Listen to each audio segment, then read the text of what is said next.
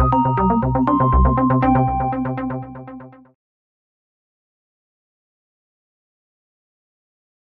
you get to this point, you get to the finals. You want to be able to hold up the trophy at the end of it, and you feel like you wish you could have did more to help the team and put the team in position to succeed and to win. And when it doesn't turn out that way, it's a downer for sure. You're down going in the future. LeBron, on a team that's gone to 4 straight NBA Finals, you talked all year about your kinship and friendship with the guys on this team. What would be any factors that would have you leave this team, other than some doubts that you haven't expressed to us? No, for me, I just want to win, and that's all that matters to me. And like I said, I haven't even begun to even think about what my future holds or what I have in store. I will sit down with my team at some point, my family as well. Today definitely wasn't the day, so I'm not even at that point to even talk about it. Has anything, either in the finals or during the season, created doubts to you that you, with this returning core, doesn't give you the best chance to repeat as a champion? Thinking about the future while I'm in the moment is something I've never done, and I probably would never do in my life. So I can sit here and tell you, no, there's nothing that happened throughout the season or the postseason or in the finals that I was looking toward the future saying, okay, well, if this doesn't happen, then my future is going to change. I never got to that point. And making it there, because there is a hard cap, because there's a tax and all of that, sometimes there might require maneuvering to bring in additional talent. As much as you don't like to talk about money, and maybe it shouldn't be part of it, the fact I like talking about money. Okay. I like money. Obviously, this is a unique situation, and other teams have done this, including the Spurs, to step back and add more talent. So, will you sit down with Dwayne and Chris saying, if we do X, maybe Y would be better off for us? Well, I think there's a conversation that will be had between the three of us. I think it's only right. I think we've earned that for each other to have a conversation and see what can possibly happen. Obviously, I don't know what Dwayne right now is thinking. I don't know what Chris is thinking right now. Guys are probably not thinking much of anything. They're trying to, get to their destinations and of that nature, and then worry about that later. But we'll see what happens. Talked a little bit about it the other night. There's not a whole lot you can say that's going to alleviate some of the pain and frustration that we're all feeling right now.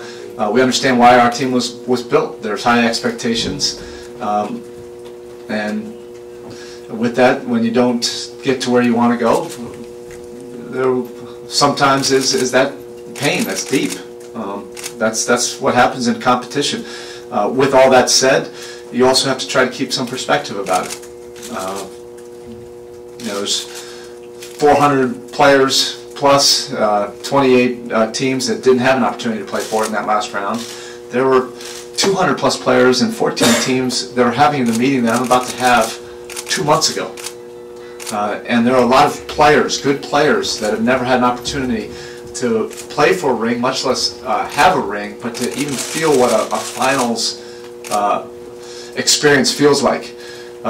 So you do have to keep some perspective on that. You can't be so jaded. I said this even before. You can't be so jaded or even entitled that you think that it's just going to happen every single year, and so jaded where you can't take a step back and say, okay, that was a heck of an accomplishment to even make it that far with a group. It's one of the toughest things to ever do in life is to collaborate. I mean, it's a great place.